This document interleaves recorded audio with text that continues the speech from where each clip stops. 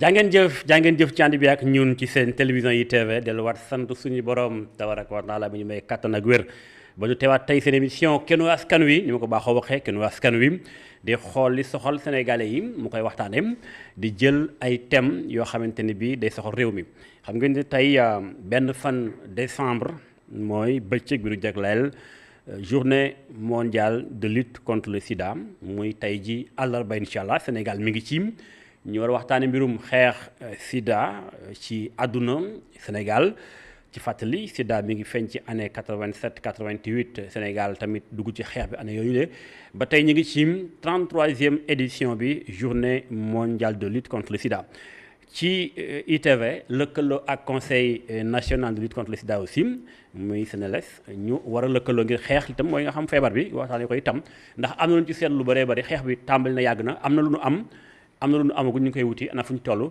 loolu ñu ci ànd ak sunu invité di madame Khady Fall Traoré ma nga ca ministère de la santé waaye moom lañ dénk ñu duppee kon chargé de la prévention de transmission mère enfant ca division de lutte contre le sida ci ministère de la santé madame Traoré dalal jàmm ci plateau Kenu Askan Wi. jërëjëf Serigne Mbacké Niang maa ngi lay remercier ci dalal bi. di remercier aussi waa CNS yi nga xamante ne ñoo tax ma toog fi di remercier également sama chef de service professeur Cheikh Tidiane Ndour bi nga xamante ne am na kóolute ba yebal ma fii ma toogal ko fii ci division de lutte contre le sida. am kàddu division lutte contre le sida. macha allah ñu masoo leen coono xam naa ni xeex bi yàgg na. metti na. ndax dafa doon jàngoro boo xam te ne bii dañ koo bokk ci ni nga xam dañ koy suturaal. waaye teewul xeex bi tamit yéen ngi ci kaw. ngir jéebaane ko. ba nu xam ko. ngir xam nu ko mën a wattandikoo. waaye tam ñu suñu borom dogal tamit ñu am ko ñu am li mën a taxawoo. alors tey bu nee journée mondiale de lutte contre le sida. da ciy baax ñu xam ni kon bu nee 33e édition. du tey la tàmbali. kon yàgg na. ndax mën nañu def un peu bala ñu waxtaanee journée bi. ak li ngeen ci nar. mais ñu waxtaanee dëgg-dëgg nag situation bi tey ci Sénégal. bu ñu doon def évaluation. depuis combat bi tàmbalee lay xeex sida ana fuñ ci toll. loo xam nekk na ay avancement. jërëjëf loolu je pense question bu am solo la. parce que ñëpp xam nañ ne que xeex bi boobu ba tey ñëpp ñu ngi si. je pense nit ñi xam nañ nag conseil national de lutte dafa ëmb ay secteurs yu bari. parce que lutte contre les VIH et les IST du loo xamante ne santé rek moo ko yor. multisectoriel secteur yëpp dañ si jàpp. donc ñëpp xam nañ na riposte bi c'est multisectoriel. donc communauté bi am nañ si askan am nañ si wàll. société civile. secteur jeunesse. secteur daanaka des femmes. ministère de la santé ak ñeneen. donc nekk na loo xamante ne ñu bëri ñoo ko seq. donc loolu bu mu amee gis nañ ne que vraiment am na avancé yu bari yoo xamante ne mën nañ ko duut baaraam. parce que tey mën nañu wax ne déjà xam nga depuis bi feebar bi feeñee Sénégal ba léegi yéen dégg ñu naan épidémie de type concentré. mooy au niveau population générale. daanaka bëriwut. mais boo jëlee yenn ñi benn ñu tuddee ay par exemple population clé. ñooñu dañu gis ne prévalence dafa xaw a bari ci ñoom. parce que tey prévalence bi bu njëkk bu ñu koy mujj xayma. mu ngi nekkoon 0,7%. mais 0,5% sax àgg nañ fa mais léegi ñu ngi 0,3% en 2020. donc gis nga ne prévalence mu ngi wàññeeku. donc prévalence gis nañu vraiment mu ngi wàññeeku. gis nañu tamit que ba léegi épidémie de type concentré la. loolu moom changé wut. donc population générale bi 0,3%. ça veut dire que boo jëlee 300 personnes di nga am kenn ku ci am infection. mais am na ñoo xamante ne ñooñu dañu gis ne dafa xaw a bari ci ñoom par exemple mu jëlee population clé. maanaam tey population clé. voilà ay jargon la xëy na. voilà boo ko doon toj mooy kan. voilà population clé dafa am ñoo xamante ne dañuy wax professionnel du sexe. li nga xamante ne seen liggéey mooy di génn guddi. am ñoo xamante ne tamit ñooñu ñi nga xam ne dañuy jëfandikoo dañuy wax ay drogue. ay injection daanaka sinébar seen yaram. mooy ñuy pingu di pingu. am na tam ñi nga xamante ne dañuy wax lu ñu tuddee MSM mooy ñoo xamante ne ay góor lañu mais dañuy sëy seen biir. donc ñooñu lañu tuddee population clé. donc ñooñu gis nañu prévalence bi mën na nekk juróom ba daanaka ëpp na 20% xam nga loolu bari na.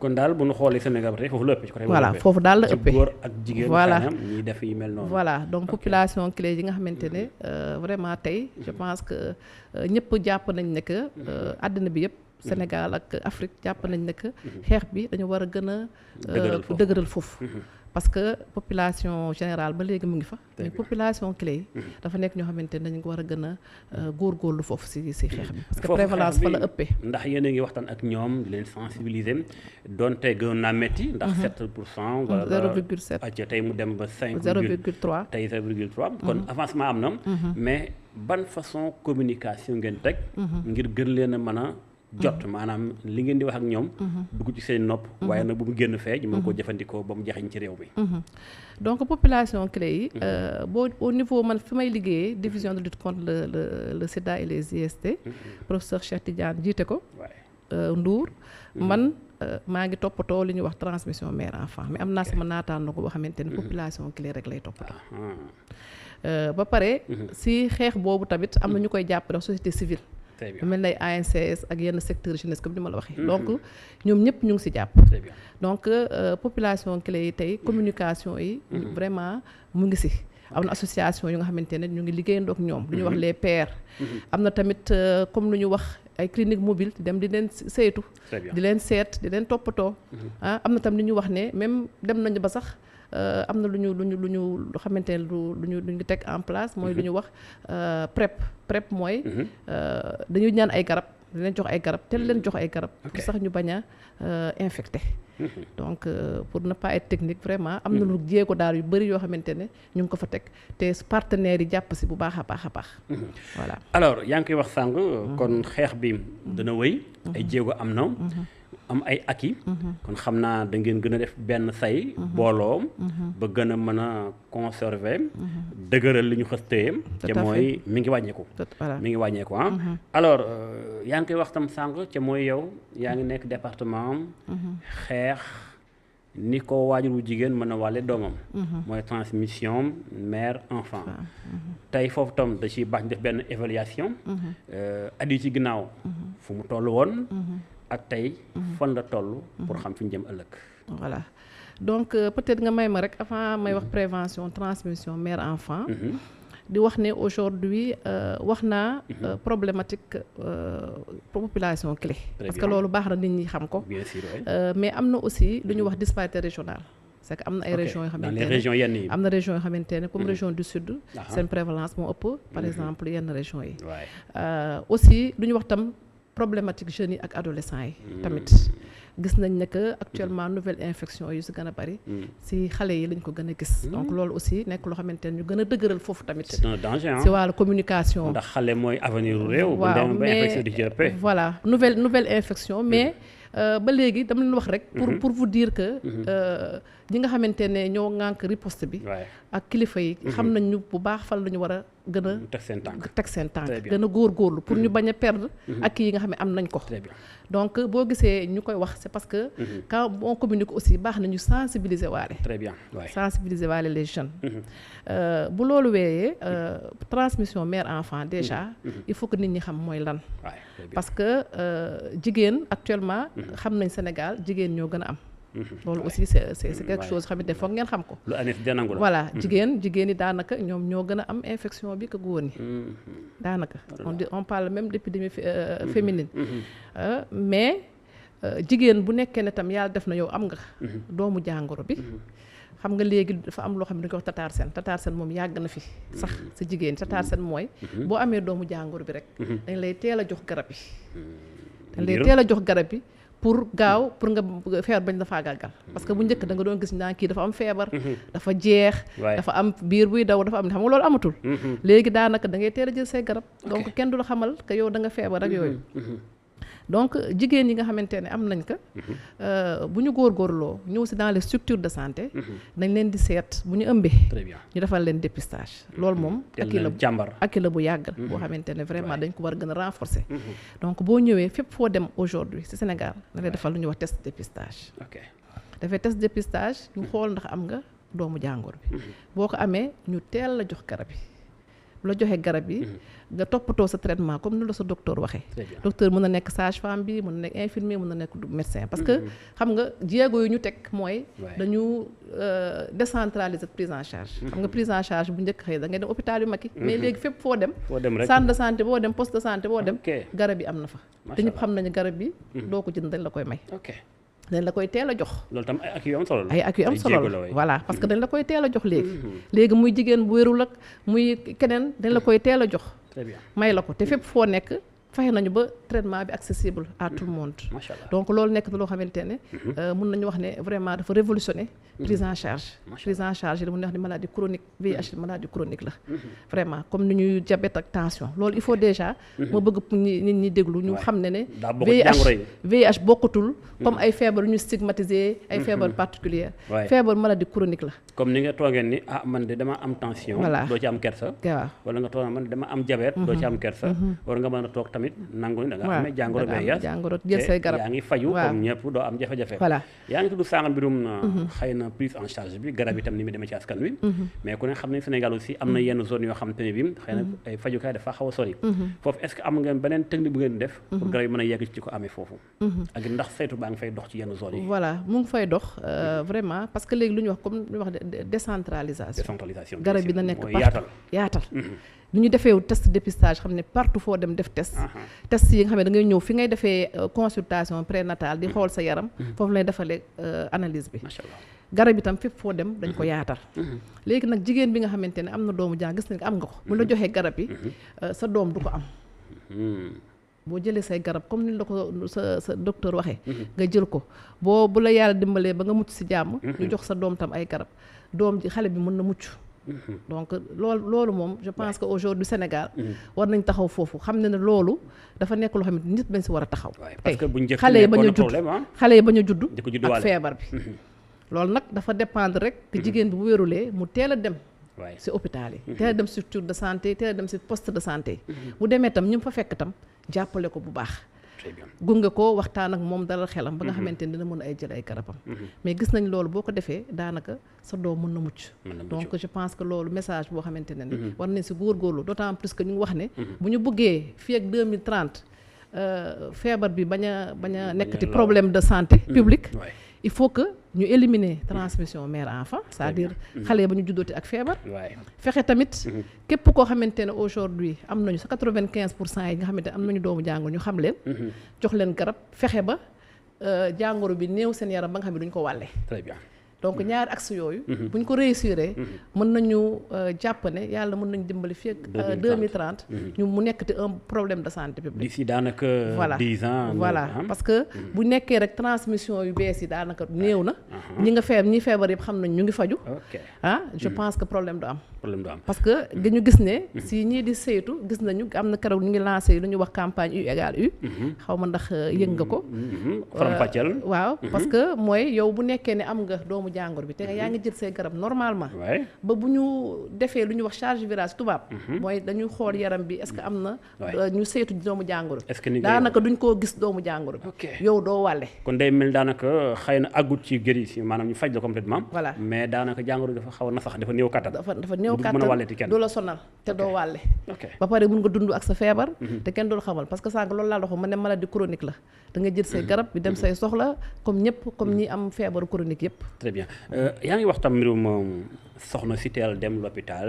bu wanee loolu ñu xool ko daal di ko defal test bi mais est-ce que ñoom xam nañ ko communication ak na ci ñoom ba ñu xam ni su ma demee di xool sama yaram war naa cee boole ab test boo xam pour lii la parce que ñuy comprendre information boobu ñoom seen bopp en tout cas def na si ay jéego yu bari déjà ñu ngi communiquer ak ñoom structure de santé aussi ñu ngi communiquer ak ñoom bàjjenu gox yi te aussi am na ay communication yu jàll si ay télé ak rajo am na ay spot yu ñu doon teg jigéen bi boo wanee lor boo demee hôpital ñu defal la test xool sa yaram donc communication yi mu ngi si xam naa ne ñu gën koo renforcer rek dolli ko tuuti voilà dana dolli jigéen ñi gën a góorgóorlu gën a teel a dem hôpital te bu ñu demee rek ñu xam ne lépp lu ñu def rek vraiment c'est pour que xale bi wér ñoom tam ñu am wér alors ndax test bi lu ñuy fay la comme médicament bi wala test bi moom c'est gratuit test bi c'est gratuit garab bi c'est gratuit te li mu si yokk mooy c'est accessible parce que dara mën na gratuit ba pare pour nga am ko foog nga dem fu sori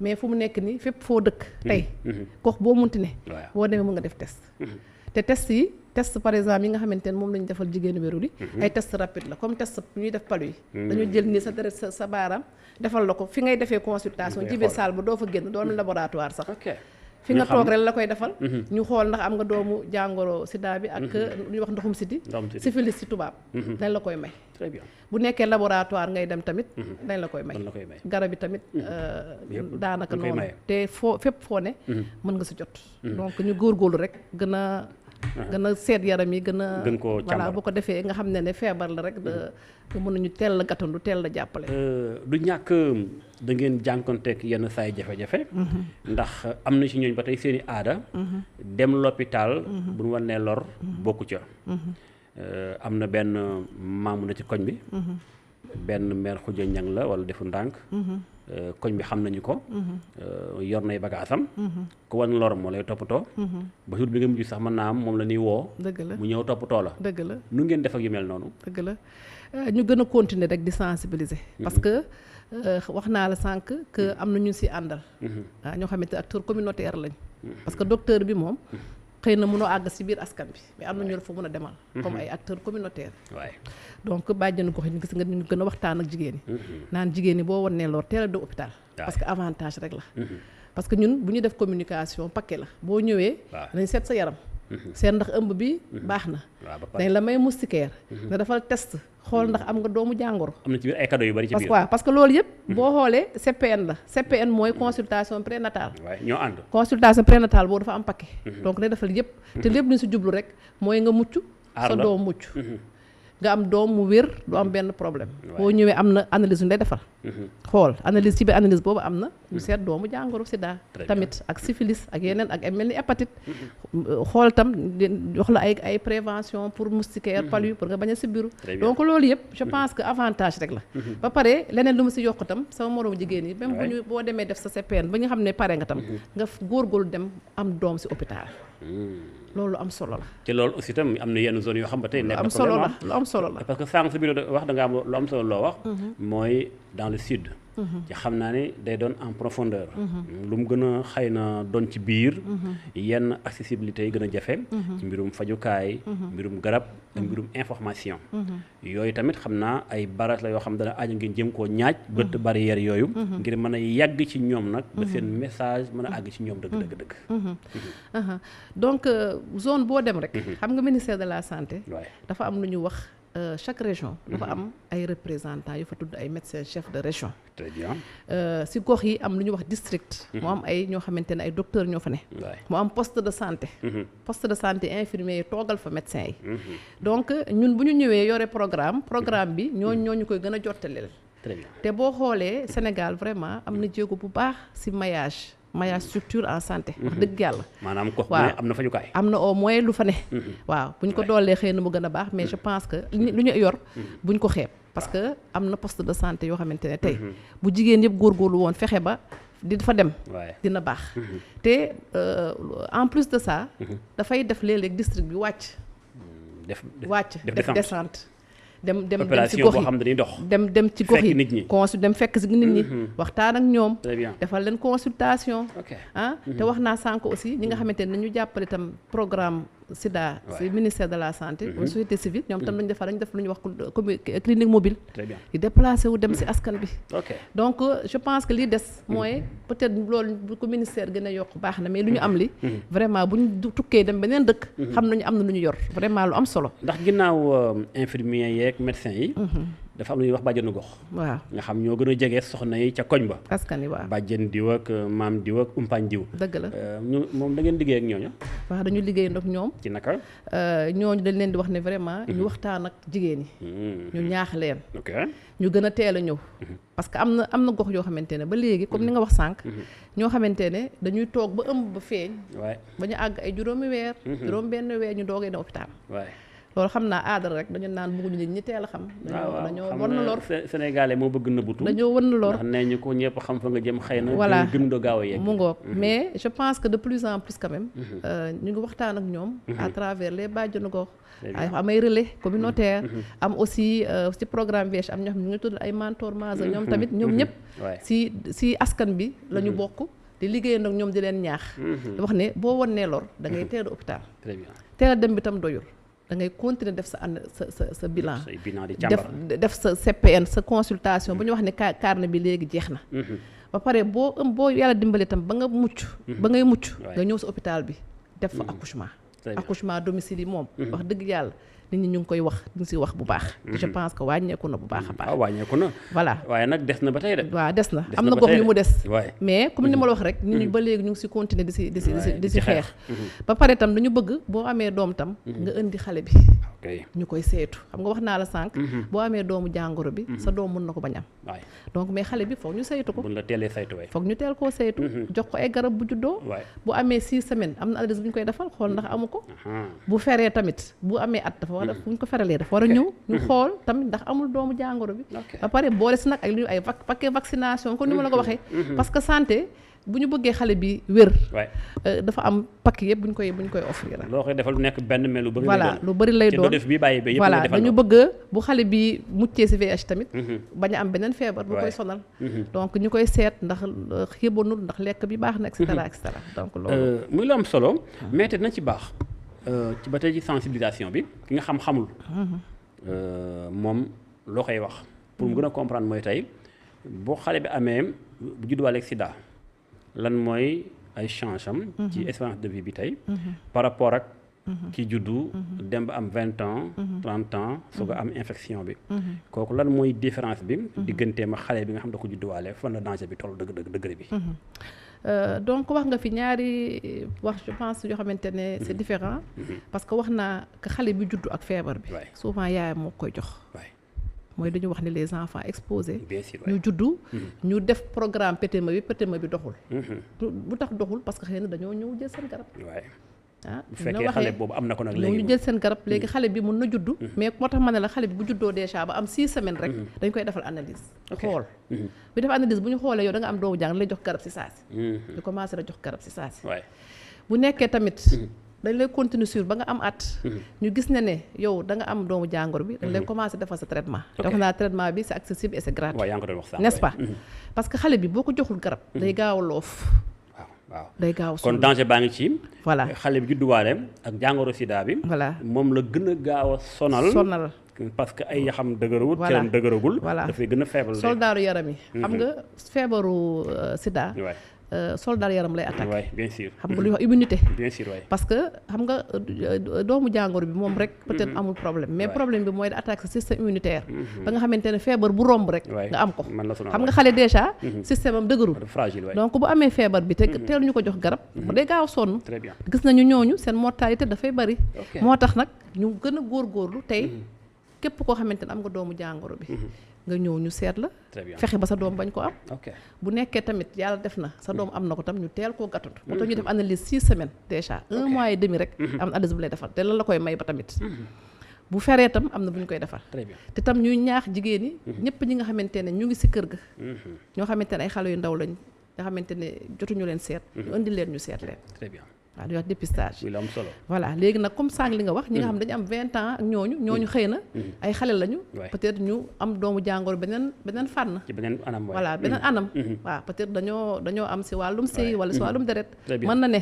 mais ñooñu aussi lu ñu seet lu ñuy wax rek mooy que tey aujourd'hui dañu war a wàññi lu ñuy wax zéro ignorance. mooy askan bi tey ku nekk war nga def analyse xam. xam sa bopp xam foo toll wala amoo.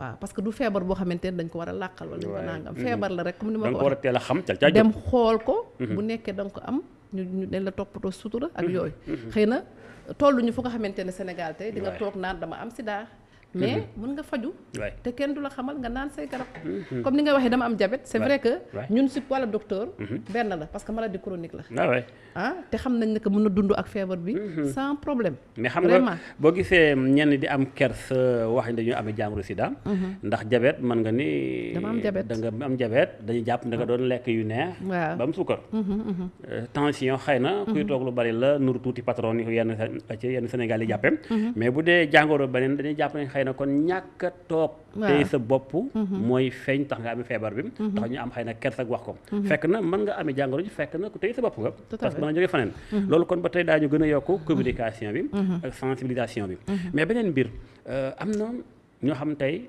naam xam nañu léegi mais jàpp nañ ni ci côté sécurisé bi seen ay données personnelles bu ñu amee feebar bi dem di faju ñu leen di xool bëtub da ngeen koo am moo nëbbatu gi fan ngeen tool tam ci bëtt yooyu barrière ba askan wi gëm ni feebar bi kat boo ko amee mën na laa faj ci kaw sutura su mat doo xam kenn du la xamal dara je pense que loolu ci lañ nekk je pense loolu moom ci lañ nekk parce que wax naa ne Sénégal puisque foofu la toll am na dëkk yoo xamante ne tey ñi am feebar bi dañu taxaw ci tribune def seen wax seen discours dama am feebar bi mais xëy na Sénégal àgguñ foofu donc loolu ñun xam nañ ko bu baax moo tax boo ñëwee li lay njëkk a wax mooy que sutura am na fi lu ñuy wax confidentialité xam nga yow boo ñëwee nga nekk jigéen bu wérul ngay ñëw di faju keneen wérul tam ñëw dugg ku nekk lu muy faju ci biir kenn xamuloo keneen dara kenn rek moo xam mooy médecin bi la nga xam mooy traité kese te léegi dem nañ ba dañu ko yaatal dañu bëgg sage-femme yeeg infirmier yi fi ñëpp nga xamante ne moo la gën a jege nga dem di fa fajoo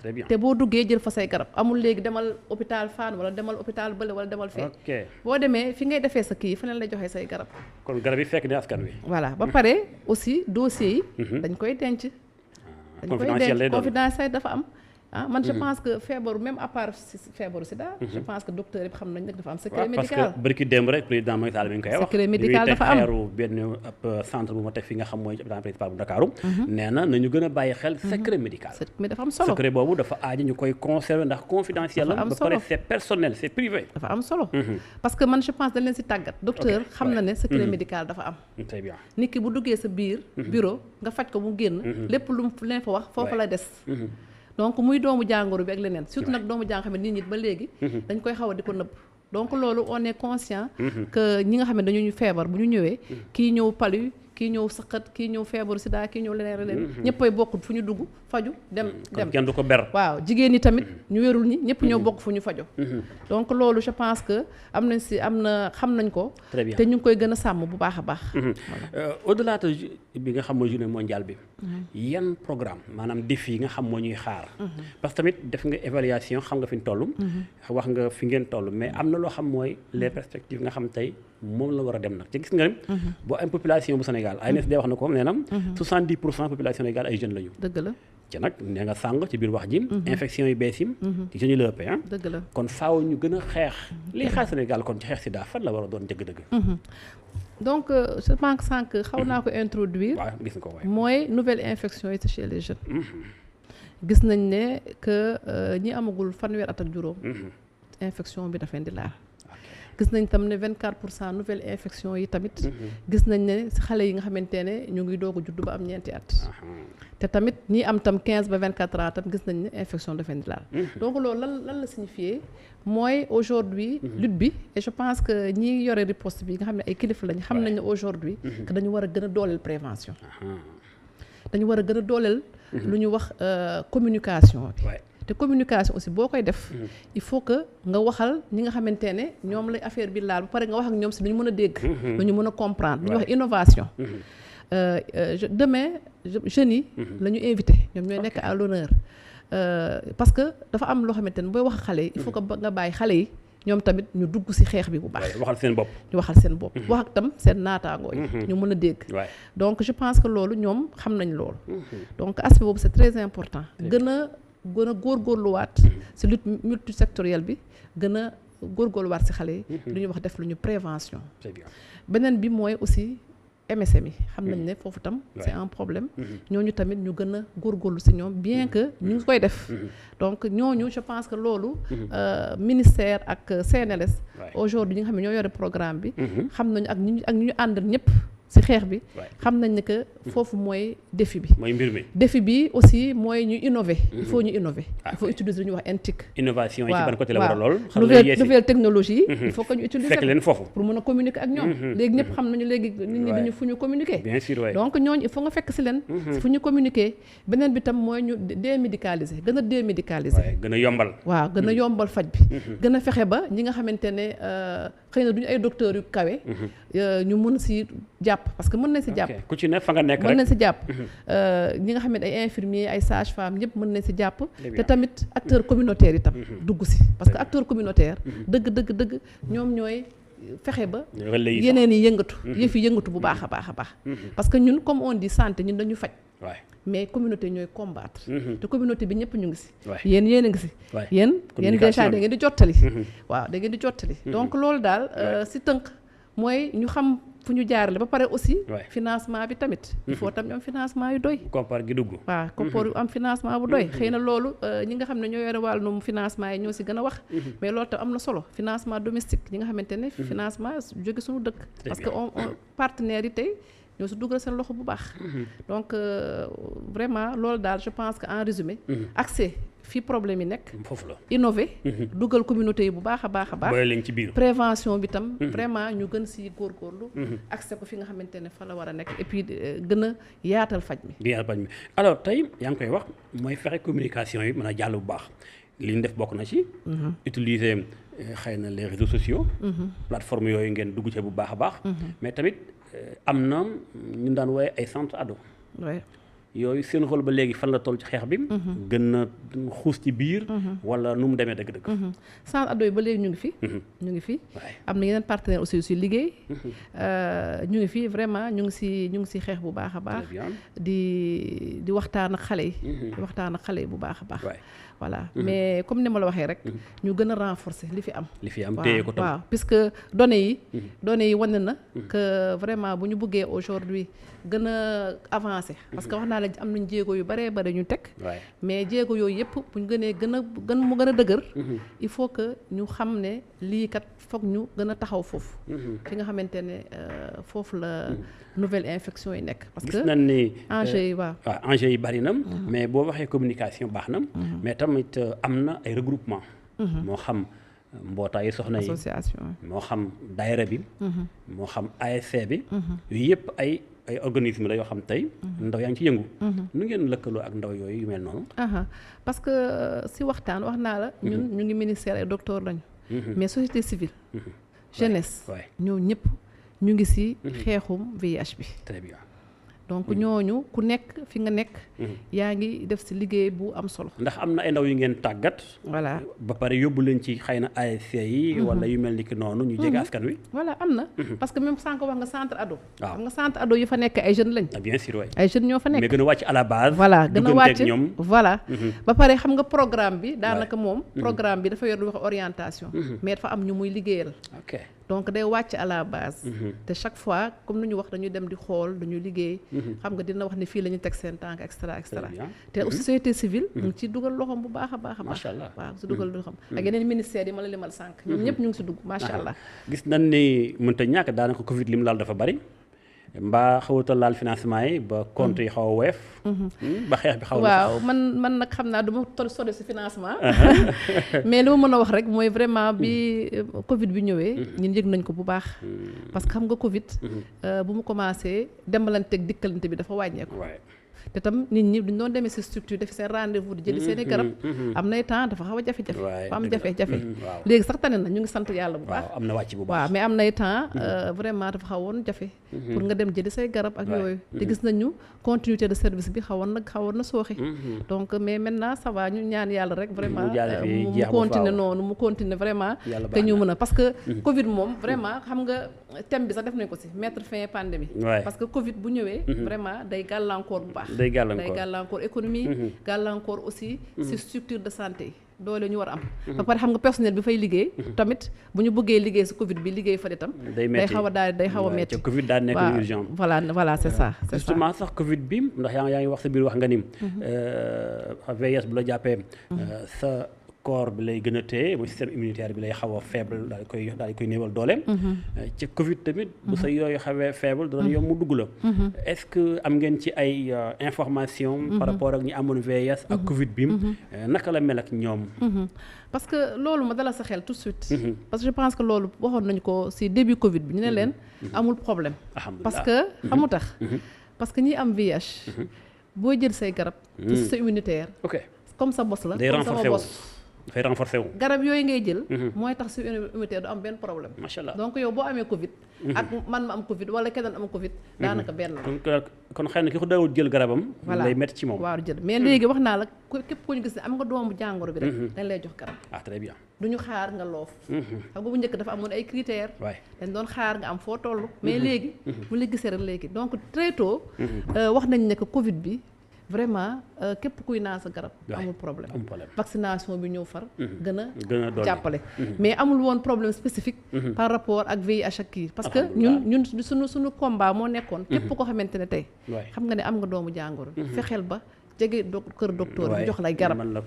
bu ko defee bu Covid bi ñëwee tamit. daanaka. du la sonal. alors ni ko jëm ci jeexal. du ñàkk ñëwaat rek ci message boo xam mënta ñàkk. nga baaxee ko. parents yi aussi. ndax dañ ci am rôle bu am solo. ci goro bi. ci borom kër gi aussi parce que des fois ñu bari daañu bëgg def dara soxna yi. mais il faut ñu laaj accordu seen borom kër. foofu du ñàkk nga am ci benn message. de sensibilisation par rapport ak yu mel noonu. dëgg la c'est vrai parce que chaque fois dañoo autonomisation des femmes. parce que jigéen na xam ne amul doole. moom sa bopp xëy na ci yu bëri jigéen amul doole. te tamit góor ñooy suñu kilifa. mais xanaa ñu ñaax leen rek. ñaax góor ñi ak goro yi. que jigéen bu wérulee am fu mu toll. vraiment jëkkëram na ko jàppale. na ko gunge di xam. nan lay def hôpital. bu demee tamit bu defee test tamit. mu xam ne def na test bu amee lu muy fajo tam mu jàppale ko. waaw parce que je pense que loolu dafay tax rek que nit ki tamit gën a xelam gën a dal. waaw parce que bu nekk yor yaa di hôpital tamit boo ñëwee léeg-léeg boo amee doomu jàngoro bi léeg-léeg doo ko wax. day xaw a difficile. donc góor ñi gën a jàppale rek ñu xam ne jigéen moom amul doole. donc ñu gën leen jàppale gën leen taxaw si wérgu yaram njaboot bi. waaw sànq doon naa laaj ni la xëy na xale bi nga xam te ne bii dafa am li nga xam mooy feebar bi. kon day gën a am jafe-jafe. mais prise en charge bi fan la toll tey plateau médical bu Sénégal. yaa ngi koy wax am na ñoo xam tey bu doonee xale. du il faut ñu téye leen bu baax. man leen saytu. bu rombee jox garab gi. est-ce que am na beneen prise en charge boo xam moo gën a jóg tuuti. ngir gën a mën a saytu santé xale bi. loolu amuñu ci problème parce que tàggat nañu. tàggat nañu personnel yi. pour ñu jël en charge mag ki. ku wérul ki ak xale bi. très bien. ba pare tamit pour charge xam nga dafa am lu ñuy wax charge virale. ak yeneen analyse tudd ay PCR. yooyu yëpp ay analyse yu ñuy def la yoo xamante ne tey. gox yu bëri def nañ fay appareil. yu ndaw yoo xamante ne mun nga ko fa def. wala tam léeg-léeg nga def prélèvement yónnee ko ñu defaral la loolu. nekkul un problème. mais man lu ñu seetlu rek si fajum xale yi. parce que xale yi. daanaka bariwuñ torop mais. ñaata lañ toll gis nañu environ ay 3500 bariwuñ noonu. na xaw na sa kan de. bariwuñu. mais. ñetti junni ak nangam. waaw mais quand même à l'échelle nationale. mais dañu gis ne couverture ARV yi. ba léegi dafa ndaw diagnostic bi déjà dafa ndaw. parce que boo xoolee mag ñi. plus de 80% xam nañu seen statut. te bu dee xale yi xëy na xale yi daanaka 41%. boo gisee mise sous ARV bi tamit gis nga ne xale yi dafa xaw a sooxe. waaw gis nañ tamit charge virale li nga xamante ne mooy charge virale bi. gis nañ tamit dafa ndaw. ci xale yi. dañu wax ni xale yi vraiment dañ mel ni dafa seen traitement moo gën a sooxe yu mag yi. loolu lu ko waral mooy lu leen indi. waaw il faut mag ñu ko accompagner. ñu indi la donc diagnostic bi ñu gën a si góorgóorlu. xale yi. gën a góorgóorlu tam si traitement bi. waaw traitement bi au niveau des structures de santé nit ñi ñu ngi góorgóorlu. mais ñu ñaan rek parents yi famille yi ñu gën a indi xale yi. waaw yow boo xamee am nga doomu jàngoro. nga gën a indi sa doom yi. ñu seet leen. boo gisee tam ko xale dafa xam dafa xiiboon. wala dafa feebar tam nga teel ko yóbbu. ñu seet ko. parce que ba léegi boo xoolee soins mag yi. moo gën a baax. te xale yi. parce que ba léegi diagnostic bi des na. prise en charge yi des na. te xale yi ñoo gën a néew. waaw xale yi ñoo gën a li mu dal bari na ci xale yi aussi. voilà xale yi xam nga bëriwuñu ndax nag il faut xale bu mu dal faaw mag moo koy yóbbu. mu ngoog mënugut a yóbbu boppam. voilà xamagul. loolu la te mag mi tamit daanaka ñu bari xëy na am nañ problème bu jot. wala sax problème compréhension. am information bu doy. c'est ça bu mën a yóbbu xale bi ca teel. ci loolu day nekk ay danger yu bëree bëri. dañ lay gërëm bu baax a baax. du ñàkk nga am beneen message boo. sant ak gërëm masawu xëy na ñenn ñi. waaw tëjaale ak journée mondiale bi incha allah. déjà remercier la bu baax. ci invitation bi remercier ñi ma fi yabal. CNLS. ak sama chef de service encore une fois. di wax rek ñun tey ñu ngi remercier ñëpp. parce que ñu ngi au niveau central. mais bu xeex bi amee fu mu toll. je pense que région médicale yi docteurs yi ñu tàggat ñëpp a si jàpp. macha allah secteur yëpp si jàpp. donc ñu ñaax rek société civile di remercier ñëpp. di wax rek ñu gën a góorgóorlu. parce que xeex bi def na ay jéego yu bari. waaw def na jéego yu bari mais nag ñu gën a téye. ñu gën a góorgóorlu. fi may jeexale nag mooy di ñaan famille bi. ak askan wi ñu gën a góorgóorlu si wér-gu-yaram njaboot bi. sa doom boo gisee mu am nu mu kii. da nga koy yóbbu ñu seet ko. bul wax ne waaw dañu xaar ñu gën a farlu. yan mandarga d'abord sax. boo fekkee xale bi ay tas mënulu ko yan bët nga mën a xool xale bi ba xaw am xel mu tey ci nit. waaw parce que ñun dañuy bañ wax rek xale bi lii wala bu gisee benn xale bu def ñu naan docteur waxoon na. que boo gisee xale bu jeex ak yooyu ay conséquences la ci communication bi voilà lii gën man lii gën mooy. tey parce que amul signe spécifique. mën na nekk si ñu bari. mais boo gisee sa doom par exemple. muy faral di feebar lu bari. waaw xiibon yóbbu ko hôpital ñu seet ko mun na bañ a nekk doomu jàngoro bi. mais au moins yóbbu ko. ñu seet ko boo gisee yaram bi tàng lu bari nga gis am loo xamante ne gis nga ko si moom. wala yow nga xam nga ne seet nga sa yaram. xam nga ne yow da nga am doomu jàngoro te nga nekk jigéen. nga am yeneen doom si kër ga. yóbbu leen ñu seet leen. très bien loolu moo gën. boo gisee tam lépp loo gis rek si mandarga boo xamante ne seetlu xamoo ko. dama la yóbbu hôpital loolu sax moo jaar ci lu mën doon am. xale boo ko yoree gis ne mi ngi def loo xam xëy na xamu koon ci moom. voilà di ñàkk a wane ak wér-gu-yaram bu mat yóbbu ko hôpital ñu xool ko gaaw. voilà ñu seet loolu mooy jaadu. voilà ak lu mën doon moo xam diabète moo xam tension moo xam. mangoog waaw te message beneen bi mooy boo xasee ba ñu gis ne am nga doomu jàngoro bi. traitement bi à vie la. waay à vie waay bien sûr waay. xam nga traitement à vie nag boo da ngay góorgóorlu fekk ngay dund da ngay faju. voilà maladie chronique la. waay donc nga góorgóorlu tamit. dem defi sa rendez-vous. di jëli say garab. te hôpitaux yi ak structure de santé yëpp ñu ngi gën a góorgóorlu. pour faj bi gën a yomb si malade bi. très bien waaw même boo ñëwee léegi dañu seet weer ñu lay jox weer yu bari. pour nga bañ a di jaabante. donc loolu yëpp nekk na loo xamante ne waaw jege na askan bi. mais tamit ñu gën a yombalal rendez-vous yi. macha allah voilà. sant ko gërëm ko muy madame Khady Fall Traoré nga ne ci ministère de la santé nga chargé de la prévention de la transmission mère enfant bangaas boobu koy xeex ca nga nekk xeex sida ak di ko waajur yu joxe doomam bu dee jigéen la ñu sant la bu baax gërëm la ci teewaay bi sant bi neexul Fall waaye jàmbaar nga lu ci bari leer na ñu lay gërëm bu baax di nuyu aussi waa SNELS bi nga xam tey lana amal partenariat ba lii mën a sotti gërëm ci waa ministère de la santé mooy itam ci liggéey bi nekk delluwaat di ñaax askan ñu gën a fonk seen wér-gu-yaram gën a seet l'hôpital yi ku ci ne fa nga nekk lu mën di doon moo xam Covid moo xam VIH moo xam lu mu doon rek nit nay jege l'hôpital seet boppam rawat na boo wanee lor yow soxna si kon sant leen gërëm leen ci ànd beeg ITV boo léegi incha allah ci beneen émission Kenu Askan Wi beneen invité ak beneen sujet jaa ngeen jëf